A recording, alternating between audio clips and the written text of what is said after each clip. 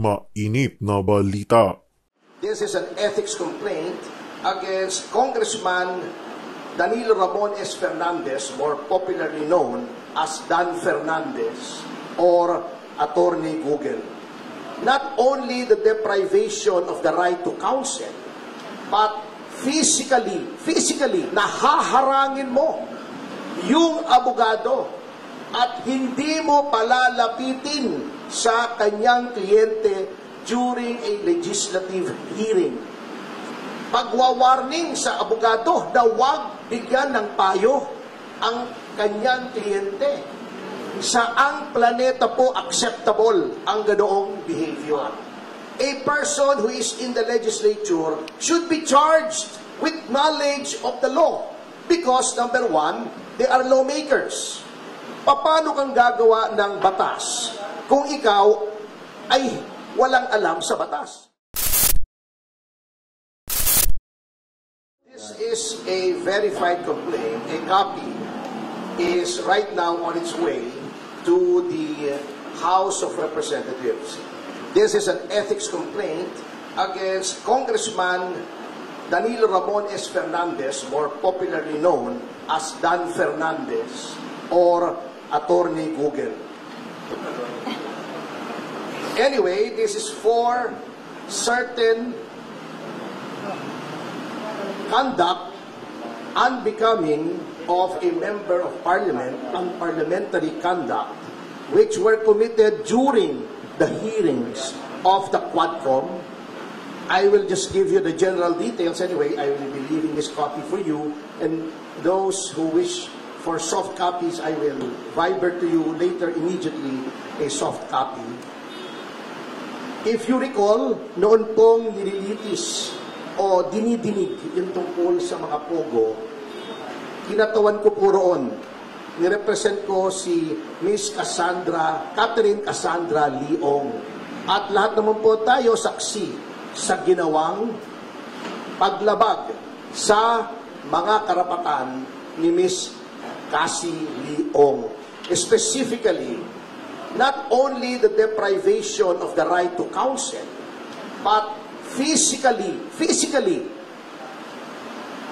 this was unprecedented in legislative history in this country. Nahaharangin mo yung abogado at hindi mo palalapitin sa kanyang kliyente during a legislative hearing. Sapagkat ang karapatan na magkaroon ng abogado upang makipagsangguni ang isang testigo sa legislative hearing ay ginagarantiya ng walang iba kundi ng ating saligang batas.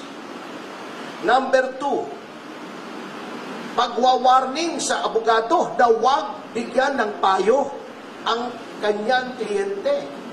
Saang planeta po acceptable ang ganoong behavior? Nasasabihin mo, Attorney Topacio, do not approach your clients, otherwise you will be cited in contempt. How is that even possible? Number 3, yung hindi po pagbigay ng right to remain silent and the right against self-incrimination sa isang testigo. At si Congressman Fernandez, bagamat hindi abogado, hindi ko naman sinasabing kapag hindi ka abogado ay hindi mo na alam ang batas. Ngunit, sinasabi na nga po sa kanila, or dapat, a person who is in the legislature should be charged with knowledge of the law. Because, number 1, they are lawmakers. Paano kang gagawa ng batas kung ikaw ay walang alam sa batas? Pwede naman pong basahin ang mga desisyon. Tama naman, to an extent, si Congressman Fernandez, pwede kang mag-google. At mag-google mo yung mga kaso. At kung meron kang hindi naintindihan sa kaso, meron ka namang legal staff siguro. O itanong mo sa kapwa mo, man na abogado, ano bang ibig sabihin ito? At pinoint out na nga po sa kanila na sa napakaraming kaso, the right to remain silent and the right against self-incrimination may be invoked not only in criminal proceedings, but in all proceedings, civil, administrative, legislative. At pinakita na nga po sa kanila ang batas. Pinoint out na nga po sa kanila yung batas. Bakit ayaw pa nilang sundin? That is also against the oath that they have taken when they took their oath of office to defend and protect the Constitution and the laws of the Republic of the Philippines, and pronouncements of the Supreme Court, according to our civil code, are part of the law of the land. So yan po ang isang violation, ano? Number two, yun pong the right of a witness to be treated with dignity and with respect. Kapag ikaw ay tinatawag, na violate po yan. Binabastos po nila ang mga witnesses, not only my client. But of course, I have no right to complain on behalf of the other witnesses who are also represented by counsel. Yun po. Number three, yung pronouncements, very unparliamentary. Alam niyo po, in all parliaments in the entire civilized world, meron pong language na tinatawag nila unparliamentary. Diba? Ayaw na ayaw nila si Pangulong Duterte. Sinabi nila, do not use offensive words. Pero bakit sila? Tatawagin nilang pathological liar, puro kapakyut, puro ganon. Tatakutin mo pa. Misleading the witness, sasabihin pa, tignan mo itong mga napatay, di umano dahil daw ng pogo. Tignan mo yan, we will grant you immunity. If you testify against them, that is misleading. The legislature cannot grant immunity. It is only the prosecution in certain cases and the prosecution with the consent of the court in other cases that may grant immunity by way of making a witness, a state witness. It is not for the legislature to grant immunity. They can only grant transactional immunity, which I can explain later on, but they cannot grant complete immunity. So, pagsama-samahin yan, ayaw nilang pakausap sa abogado.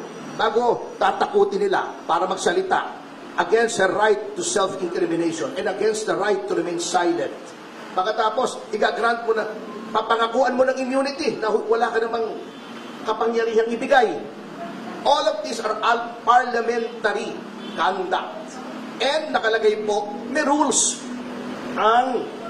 of conduct, hindi lamang ang miyembro ng mababang kapulungan, kundi ang mga public officials on how they conduct themselves. And it is my respectful contention that Congressman Fernandez has violated these norms of conduct. Ngayon, bakit sa Ethics Committee? Kasi may nakalagay po sa ating konstitusyon na yung mga ginagawa po ng isang miyembro ng lehislatura, they can only be made liable, therefore, in no other place than the legislature. That's why may committee on ethics. They are supposed to police themselves. Now huli na po, bago tayo pumunta rito, and I feel this is also of equal importance in this case. Sasabihin nila, walang mangyayari dyan sa complaint po kasi sila din yan. Si Congressman Espares ang head ng Committee on Ethics. Pagtatakpan lang nila yung sarili nila. Well, unang-una, I would like to give our lawmakers, at least the majority, the benefit of the doubt. Although I doubt the benefit. Ngunit, by doing this, I want to prove two things. Number one should not sit idly by while the rights of persons are being trampled upon by the legislature. Dapat may magreklamo dito. Otherwise, gagawin at gagawin nilang palagi yan sa lahat ng witnesses. Notwithstanding the caveat of the Supreme Court in Ong versus Senate Blue Ribbon Committee, which, by the way, I argued before the Supreme Court, which says that all witnesses must be given due process. Bina-violate na po nila yan. Number two, by filing this, I want to hold a mirror up to our honorable congressmen. Tignan nga po natin, tignan nyo ang sarili nyo, kung anong ginawa nyo sa mababang kapulungan, which is supposed to be an august body. which is supposed to be populated by honorable men and women. Kaya nga honorable ang tawag sa inyo eh. Are you really honorable? Are you really august? Kaya nyo bang ipulis ang inyong ranks?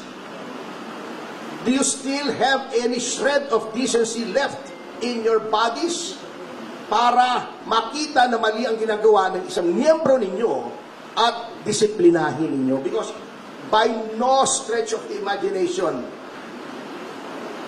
is such conduct exhibited by Congressman Fernandez allowable or should be countenanced or tolerated by anyone.